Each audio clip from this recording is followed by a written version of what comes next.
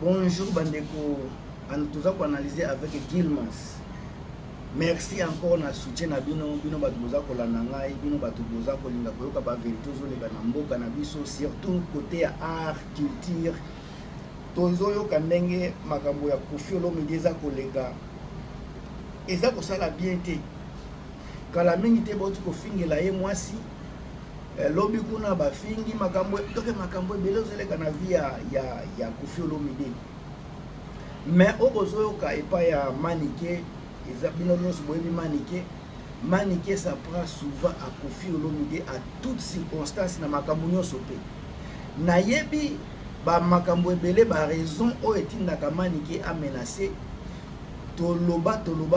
makambo ebele mais lelo bandeko oyo bayebi makambo te bozila na révéler bino makambo moke oyo esalaka Manike asatake mingi na Koffi Olomide toyebi babia pe ya soname oyo atika biso na maboka mwasi mosusu azalaki déjà divorcé na yebi te azalaki divorcé mais azalaki na mwasi mosusu akufi na maboka mwasi mosusu na Angola ba problème oyo boyebi kuna eza place nazokende te makambo ya ba Vodacom oyo ndenge eza kotambola mwana oyo tozobabengaka presse babia Manike aza alobaki boye ndenge asakanaki na papa alingaki asakana na ngai azolinga pe asakana na mwana donc c'est comme si Koffi alingaki asakana na famille mobimba nde bomonaka place Manike alamukaka mais réalité eza nini oyo Manike alobaka te wana nde vérité parce que ce botali bien Manike ayaka koloba aza ko défendre on dirait babia pendant que babia na Manike bazalaki lisusu te Manike ayaka ko vivre na internet na kombo ya babia mais parce que abota na ye mais pas parce que azalaki mobali na ye ils étaient déjà séparés parce que ceux qui bazalaki séparés te nde babia kufa na maboko ya mutu mususu te alors na sasa nde nazolinga na éclaircir bino sika awa tango boze koyoka nani oyo Manike aze kokende na moferi kala boze koyoka aze kokende kozwa mwa eloko baze kopakola ye comment après makambo wana nyonso abaluka akomi kozwa mwana naenda azotie liboso on dirait azosala guerre na Koffi Olomide à travers mwana na ye bozwa makambo wana bobanda kosalaka ba analyse comment Manike atiaka mwana na ye liboso mpona kosala guerre na Koffi à chaque fois que aza na guerre na Koffi atiaka mwana amilongolaka pourquoi amilongolaka atiaka mwana na ye na place wana nayebi ke aza mama mais makambo naza koloba etaliki mama te naza kopesa bino ba révélation nazokota sika na détail ndeko nanga oyo kosepela na makambo naza koloba signalenga na commentaire parce que eza makambo oyo ezokende fric et frac nazoloba vraiment ba vérité oyo Manike aza kobomba makambo oyo Manike alingaka te baloba yango bomonaki basérie moko boye ayaki kobimisa ba polémique ya Cindy o Cindy na Fally biloko ndenge wana Fally azalaki obligé koleka na réseaux sociaux koya ko démentir makambo wana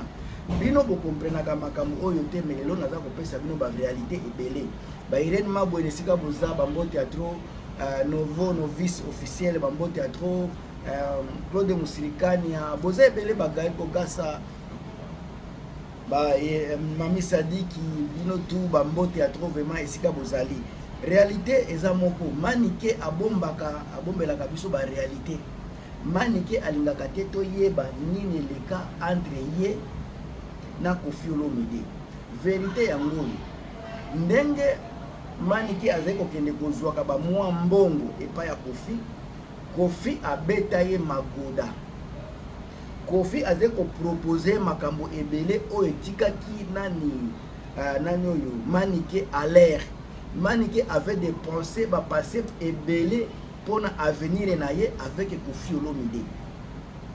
Manike azali kobosa na ete Koffi aza mutu aza aimé par basi ebele basi wana Koffi Olomide on dirait azali komana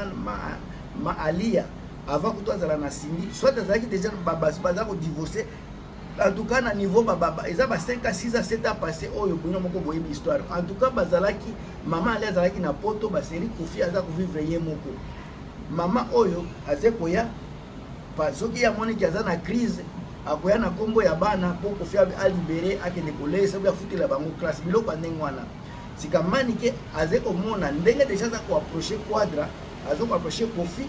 a comme déjà pro facile comme déjà Kofi azako bimane muke ya mona ki keno azui place yepe a comme déjà muto akobonga nzoka nde Kofi azalaki na ye biloko ba pastaka ko sakana vision ezalaki vision mususu manike sika kanda wana komona ete yepe na azalaki parmi ba oyo basundola aza niveau moko ya ba Laura Tendance façon Kofi azwa manike eza façon azwa ba Ariette Kashinga ba Marine Kasanga ndenge Kofi asakana na bango nyonso ndenge pe asakana kinana na se na biso manike de Jong. Alors ba kanda ya manike komona ete azal donc komona ete basundoli ye muto donc amone ndenge azali koloba so kolandi émission azoloba Kofi asakana kina mobali na ye azosakana pe na mwana sika kanda wana azomona ke Kofi asala boye azolobi ke Kofi abengaki mwana na ye prince na hotel mpona koproposer makambo nzoka makambo wana eza accusation moko grave mais sika manike aza kotinga masima ya mwana parce que azolinga te ba vérité ebima akanga mwana na ngai Kofi alingaki asala ebwenga eza ba biloko manike asalaka ayibilo moko boye ndenge azalaka na réseaux sociaux mais réalité eza ete aza na kanda Kofi abete makambo abete makoda et puis na suka Kofi asundola ye ndenge asundola pe ba Arlene ba Marlene wana asundola pe ye alors kanda wana nde nani oyo mama wana biso azalaka nango komona ete sakani na bango nyonso wana pourquoi bino nde bokende komitika epa mopao atikala jamais koya koluka bino chez bino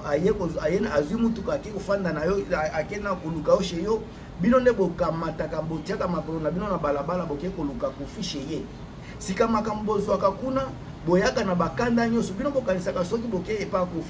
Kofi asimbi bino nde bokomi basi na ye na doko ba chroniqueur wana nyonso bomona monaka o bazalaka contre Kofi ebele baza na kanda Kofi asundola bango alinga azali kosakana na azwa bango lokola ba salle de jeu bango bazali kobosa na Kofi aza mutu ya ba critère Kofi Olomide aza mutu ya ba genre aza na biloko alingaka bino boza batu ya balabala ayebi ko bimana oyo na oyo sika bino bozoka nzavuna Kofi akoya kozwa bino nde atie na ndako bino bokanisi vraiment Kofi akozwa n'importe qui akende ko présenter na famille na yeke oyo mwasi na ngai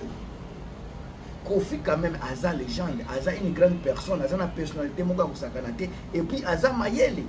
ayebi nini ndako tia na pembeni na ye ayebi nini ndako donc ayebi makambo wana nyonso Kofi ne peut pas prendre n'importe qui akomisa ye mwasi yango bomoni asundola basi ebele Arlette Kashinga ba Marlene Kasa bango tu balorata basa atakana sangana na bango me tika bango ake kopona mwasi na ye Cindy yango bomona kasika bango nyonso wana bazalaka contre Cindy mwasi nini na bonyo so kotanga alobaka bolamu ya Cindy Necker parce que combat ezalaki combat ya kozwa foyer mais Cindy atikala jamais kobunda pona kozwa place Kofi mutu alandaki Cindy pona ko proposer alobi yoza mwasi kitoko na sepeli na yo peux-tu être ma femme ozomona bino boyaki komitika epa ya Kofi mais Cindy atikala komitika epa ya Kofi te bino boyaki lokola bokomaki basali déjà ya Kofi mais Cindy azala mwasi ya respect aza komi pesa respect baza koyande kolula ye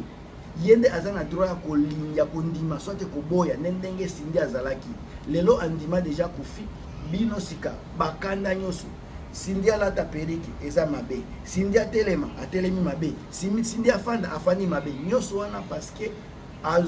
élégance azwa ba place bino boze kokana ba place boze kotia ba motema boze pe awa soki na zwiso te ye aye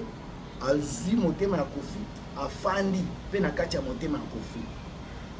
mais bino soki Kofi azwi bino alali akutio lelo opesi kuna opesi aza kozwa bino na valeur ete mais Cindy aboyi tant pendant 6 mois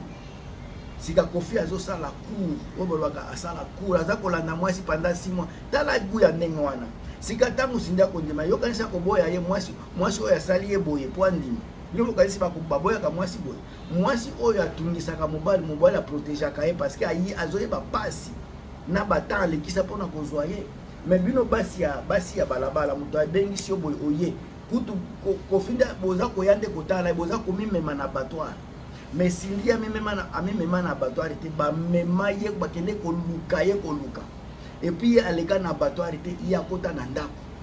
badifférence yango wana manike sika akoma mutu tete epeta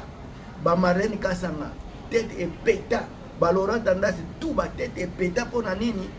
Kofi azwa nzela mususu bandeko bozwanga na esprit ya bien il faut na 4 émissions bo partager bo commenter ndenge bokosepela nango bokosepela